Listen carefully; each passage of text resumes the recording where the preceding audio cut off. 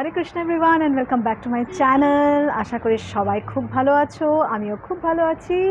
Good morning. আজকে হচ্ছে Wednesday, মানে 3rd of January। তো হয়ে গেল শেষ January, new year, sorry December, Christmas, everything got over. এখন হচ্ছে ব্যাক টু স্কোয়ার ওয়ান। সেই কাজের পাহাড়, সেই নিঃশ্বাস নেওয়ার সময় নেই, সেই অফিস, সেই কলেজ অ্যান্ড সেই টিফিন বানানো, রান্না বান্না, কাজকর্ম শুরু। তো আবার সেই চলে এলাম এইসবে ফিরে। তোমাদেরও একই, জানি সবাই স্কুল কলেজ সবই খুলে গেছে ফুল ফ্লেজেড 2nd January থেকে।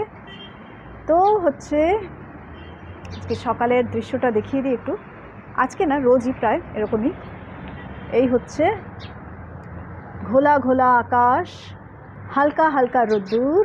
এখন তো বেশ মিঠে মিঠে লাগছে রোদ্দুর। তারপরে যা কাণ্ড হয় 9টা 9:30 শরীর একদম অস্থির করে নেয়, যে এত গরম লাগে তখন, এত কাঠ ফাটা রোদ্দুর ওঠে যে পাগল করে দেয় পুরো। তো মানে মনে হয় যেন গরমকাল। প্রত্যেকে এসি চালাচ্ছে, আমি চালাচ্ছি না, যেন আমি চাই না যে আবার আমার সর্দি কাশি জ্বর অমুক তমুক অ্যান্টিবায়োটিক্স আবার শুরু হোক। সেই জন্য আমি চালাচ্ছি না, কিন্তু এসি চালানোর মতনই অবস্থা। বিকেলবেলা তো আরও খারাপ মানে লাগে। তো এই হচ্ছে মটরশুঁটি, আলু আর টমেটো, কালো জিরে ফোড়ন দিয়ে, কাঁচা লঙ্কা দিয়ে চচ্চড়ি। এই হচ্ছে বানালাম টিফিনে। আর 2টো রুটি আছে এই ক্যাসারোলের মধ্যে আমার জন্য, ওদেরকেও দিয়ে দিয়েছি সব।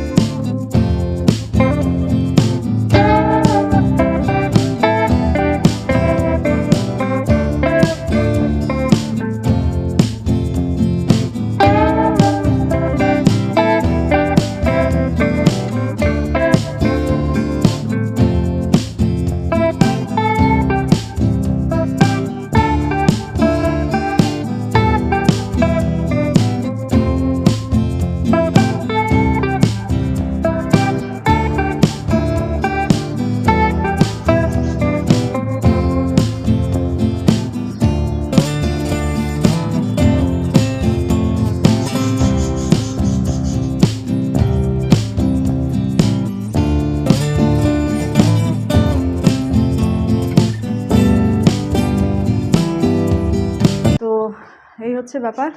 এখন প্রচুর কাজ মানে ফেলে রাখলে তো চলবে না। কালকে একটুখানি রেস্ট নিয়েছিলাম, যে পারছি না আর। তো আজকে তো লাগতে হবে। কালকে যাই হোক, ভালো লাগে না আসলে অ্যাকচুয়ালি রেস্ট মানে কি না, ঘরে বসে বসে থাকা। আর তো কাজকর্ম কিছু না করলে একদম মনে হয় যেন বাবা কিছুই তো করতে, মানে বোরই লাগে। কি করব, কিছু তো একটা করে মানুষ করবে, টাইম পাসটা করবে। তখন কি আর না, নানা রকম ডিপ্রেশন একটু এসে যায় আমার।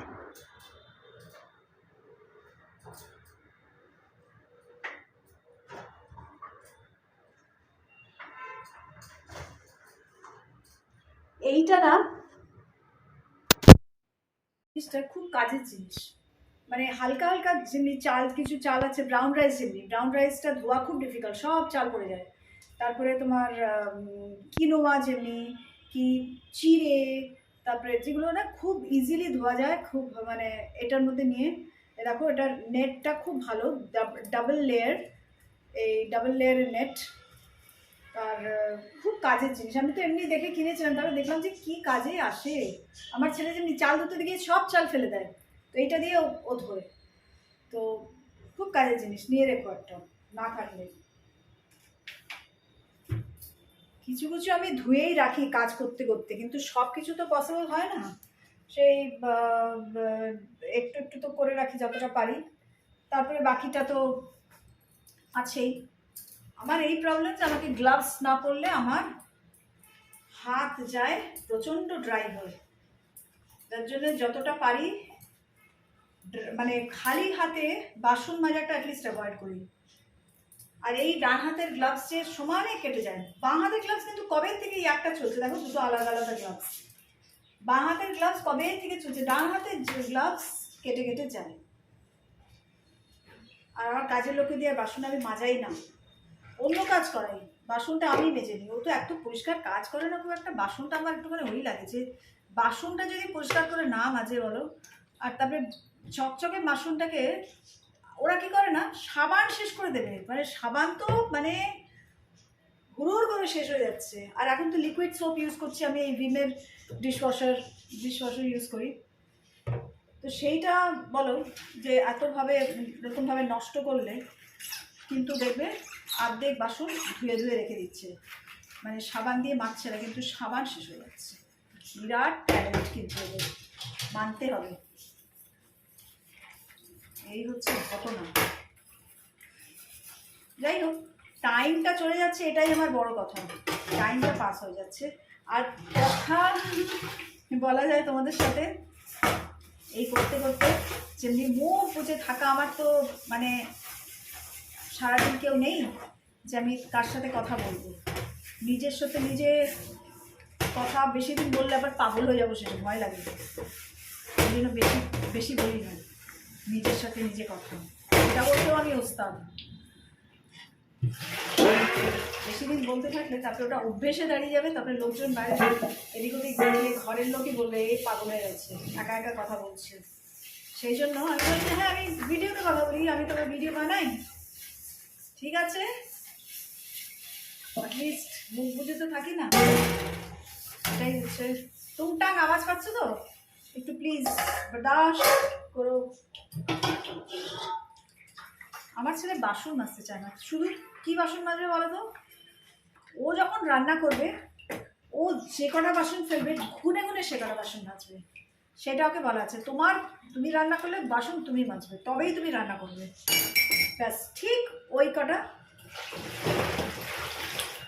করে। আর বাকি বাসনে উনি একটা প্লেট, একটা চামচ, মানে পরিষ্কার জিনিসটাও যদি ইউজ করে, ও চামচে ধরো কিছু একটা ড্রিঙ্ক বানিয়ে সেটা হয়তো করলো, সেই চামচটাকেও তিনি ধুয়ে রাখবেন না। আছেন না একজন বাড়িতে সেভাবে কাজের লোক, ওর খুব ইচ্ছা ছিল না, আসলে এখনো জ্বালাচ্ছে না এত যে কি বলবো, একেবারে ওর খুব ইচ্ছা ছিল যে আমি চাকরি করি, কিন্তু আমার তো কপালে সেটা চললো না বেশি দিন, কিছু না কিছু হয়ে চাকরি ছেড়ে দিতে হলো আমাকে বারবার। তারপরে দেখলাম যে না, এটা যখন ভগবানই ইন্ডিকেশন দিচ্ছে যে this is not your work, ঠিক আছে। গানটা কমপ্লিট করে, গানটা শিখিয়ে টিখিয়ে উঠে, মানে গানটা কোর্সটা কমপ্লিট করলে, তখন গান শেখানোর ইচ্ছা আছে, শেখাতামও আগে আমি গান দুটো বাচ্চাকে, তারা এখন আমার গানের টিচারের কাছেই শিখছে। এই যখন চলে এসেছিলাম খারগারে শিফট করে এসেছিলাম, তখন ওদেরকে দিয়েছিলাম, লকডাউনের সময় শিখিয়েছিলাম ওদেরকে, আমার বাবা মা জেনে গেছে আমি গান শেখাই বলে, তবু ওদের ভালো লাগতো যে কিছুটা চলে গেল আটশোটা বেরিয়ে, এখনো 800 দেখতে পাই।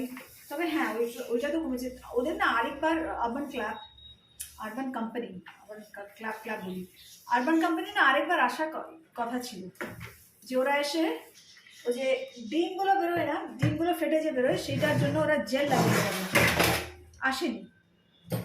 তো আমি তো কমপ্লেন করেছি, তারপরে ওরা বলেছিল 12 দিনের মধ্যে আমরা আসবো। 12 দিন তো বাদ দাও, 1 মাস হয়ে গেছে আসেনি। তারপরে তো আমি কমপ্লেন করেছি, তো বললো ম্যাডাম এটা এখন পসিবল না,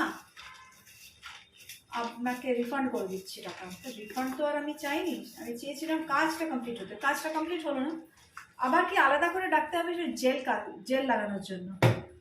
এটাই হচ্ছে মানে এদের কাজ, এই হচ্ছে প্রবলেম। কাজটা যদি এই একটা নিয়ম অনুযায়ী 12 দিন পরে যদি ওরা এসে জেলটা লাগিয়ে দিয়ে যেত, তাহলে কি হতো না, আমার এটা সিকিউর হয়ে যেত যে হ্যাঁ যে কটা ডিম ফেটে বেরিয়েছে সে কটা এবার বাঁচবে না। আস্তে আস্তে ওটা হচ্ছে স্লো কিলিং, জানোই, আস্তে আস্তে ওগুলো মরে যাবে। তো না, সেটা হলো না, এই হয়ে গেছে সব ক্লিন। এখানে একটুখানি ভাত বেঁচেছিল, এটা রেখে দিলাম, পুরো ক্লিন হয়ে এখানে সব হয়ে গেছে। এই হচ্ছে, এগুলো তুলে রাখবো, ধোয়া আছে এগুলো, এই হচ্ছে, সব হয়ে গেছে।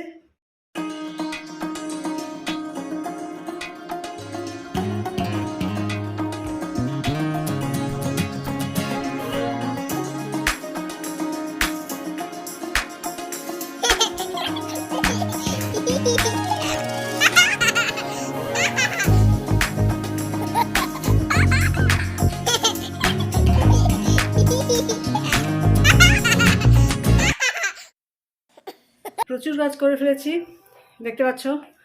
এখানে সব মেলে দিয়েছি, কিছু কিছু ওদিকে মেলেছি, বিছানা গুছিয়ে ফেলেছি। এই ঘরের, দুই ঘরেরই গুছিয়েছি। ওই ঘরেরটাও দেখিয়ে দিই, চাদর টাদর পাল্টে দিয়েছি। But that is not enough, আরও আছে ডাস্টিং ওয়াস্টিং, কিন্তু আজকে করতে পারবো না, আর অনেক দেরি হয়ে যাবে। এই চাদর টাদর পাল্টে কালকে তোমাদের সকালবেলা এই বিছানাটা দেখাবো আবার। হ্যাঁ, কালকে যখন ও চলে যাবে কলেজে, আমার বেটা, তখন আবার দেখাবো এই বিছানাটা। এখানে রেখে দিয়েছি ওর যন্ত্রপাতির সরঞ্জাম সব, যেগুলো থাকে সবসময় ওর বিছানাতে। আর এখানে বাকি জামা কাপড়ও মেলে দিয়েছি। রোদ্দুরটা এখনও সেরকমভাবে চচ্চড়িয়ে ওঠেনি, তো একটু ভালো আছে, ঠিক আছে।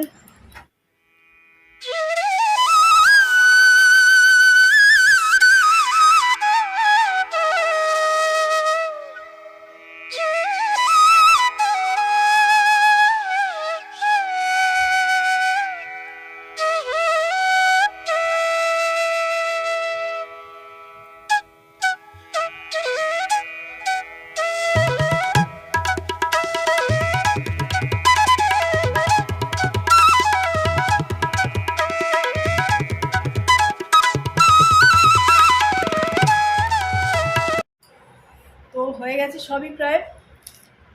পুজো দেখলেই এরকম মূলো বেত শাক, যদিও কাজের লোকে দিয়ে আনিয়েছি, যদিও যেখান থেকে ওর আনার কথা হাট থেকে, ওরা খুব ভালো পায়, তো সেইটা ও এনেছে, কিন্তু বাড়িতে রেখে চলে এসেছি। বাড়িতে মানে আমাদের বাড়িতে আনতে ভুলে গেছি। যেহেতু ভুলে গেছে আর বলেছিল আজকে এনে দেবে বলে, সামনের এখান থেকে কিনে এনেছে মূলো শাক। বলছে এখানে তো সেরকম ভালো পাওয়া গেল না, আমাদের ওখানে খুব বড় বড় মূলো, তারপরে অনেকটা শাক পাওয়া যায়, তো কালকে আমি যে কালকে নিয়ে আসবি। তো আজকে যাই হোক, মূলো যাই পেয়েছি, ছোটো মূলো পেয়েছি, কিন্তু ঠিক আছে। ওই দিয়ে পালং শাক দিয়ে, বেগুন দিয়ে আর কুমড়ো দিয়ে একটা তরকারি করবো। কবে থেকে মূলো করে আমি পাগল হয়ে যাচ্ছি। আর এই মূলো শাক খেতে না, আমার মূলো শাক খেতে আমার খুব ভালো লাগে। মূলো মানে সবজিতে আর কি দিয়ে মূলো, এমনি না। মূলোর তোমার ঘন্ট হয়, মূলো পরাঠা, মুলি পরাঠা, এখানে তো খুব ফেমাস এসব মুলি পরাঠা। মূলো ঘন্ট তো মা খুব করতো, আমার মা। ওই দিয়ে একটু বানিয়ে নিই।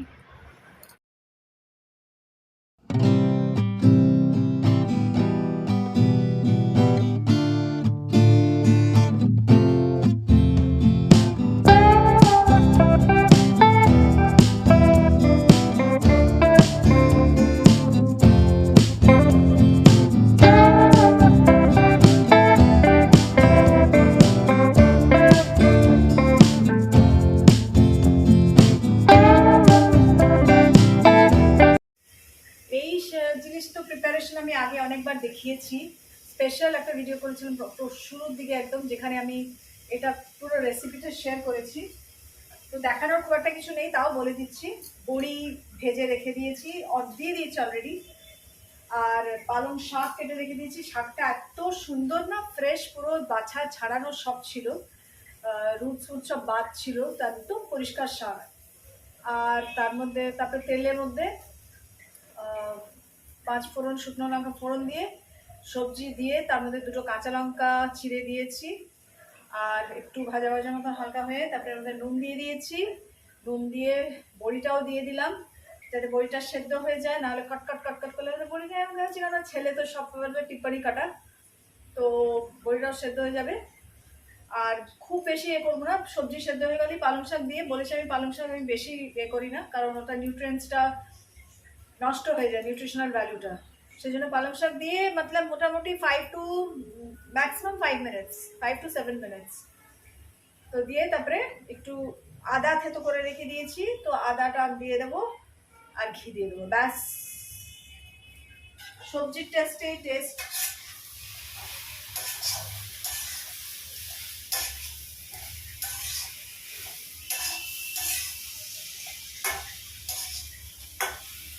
তো এই দেখো এখন এরকম চেহারা, মনে হচ্ছে সামান্য একটু জল দিতে হবে, কারণ জলটা শুকিয়ে গেছে না, লেগে লেগে উঠছে তলা দিয়ে।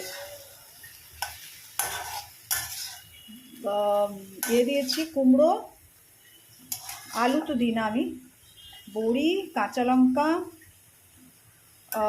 মূলো আর হচ্ছে বেগুন, এই হচ্ছে জিনিস। আর পালং শাক করবে, বাস। হলুদ দিয়ে আগেই দিয়ে দিচ্ছি, সবজি দিয়েই হলুদ দিয়ে দিয়েছি। এবার ঢাকা চাপা দিয়ে দিয়ে রান্না। ডালটা রাত্রিবেলায় করবো সেদ্ধ করে, যেরকমভাবে ছক লাগিয়ে। তো এখন করছি না, কারণ কি ডাল আমি এখন খাবো না, আমার অনেক জিনিসই হয়ে গেল, সবজি 3খানা সবজি হয়ে গেল, প্লাস স্যালাড, রুটি তো আছেই, দইও খাবো না আজকে, হেভি হয়ে যাবে একটু। তো আজকে এই রাত্রিবেলা ডাল করে নেবো। কি দিলাম জানো তো, ঘিয়ের বদলে আচার, ওই মিক্সড আচারগুলো হয় না, আম তেলও যদি থাকে তোমাদের সেটাও দিতে পারো, মানে আচার উইথ তেল বেল সমেত, যা আচ্ছা আর কি, আমের আচার ছিল আমার, তো ওই আচারটা দিয়েছি, দিয়ে দেখো একবার কি টেস্ট হয়, ঘিয়ের থেকে অনেক বেশি টেস্ট হয়। আমি না প্রচণ্ড শাক পাতার ভক্ত, মানে এক পুঁই শাক ছাড়া আমি সব শাক ভীষণ খেতে ভালোবাসি, মানে ভীষণ ভালোবাসি, যা মেথি শাক, সর্ষের শাক, দুনিয়ার শাক আমি ভীষণ ভালোবাসি খেতে।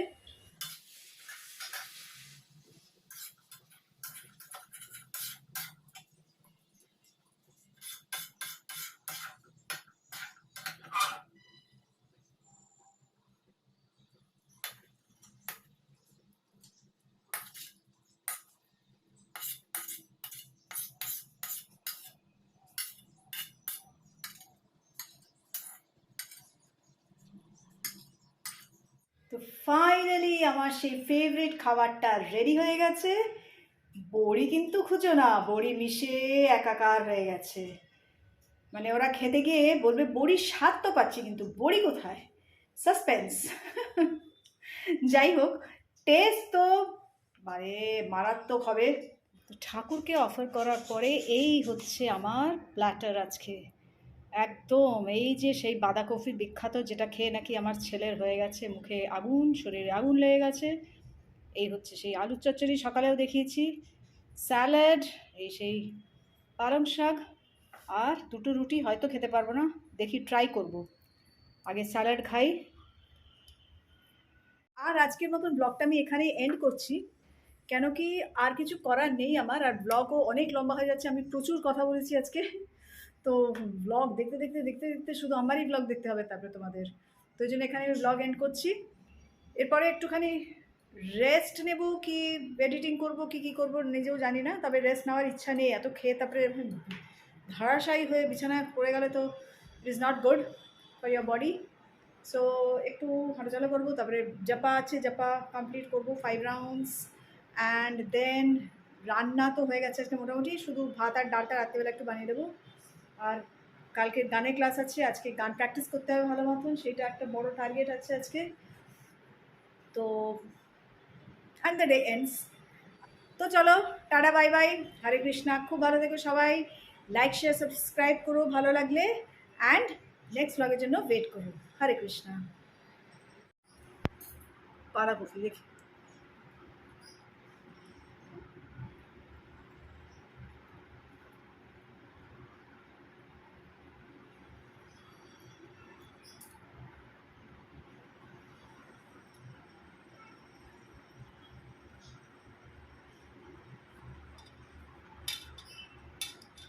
এটুকুন খেয়ে যা লাগলো, ঝাল ঝাল, আমরা না একটু ঝাল ঝাল হয়েছে সেইটা, এখন আরও খেলে বোঝা যাবে কতটা ঝাল, মানে এটা কিন্তু মানে ও ভাত দিয়ে খেয়েছে, আমি রুটি দিয়ে খাচ্ছি, আমার তো বেশি ঝাল লাগার কথা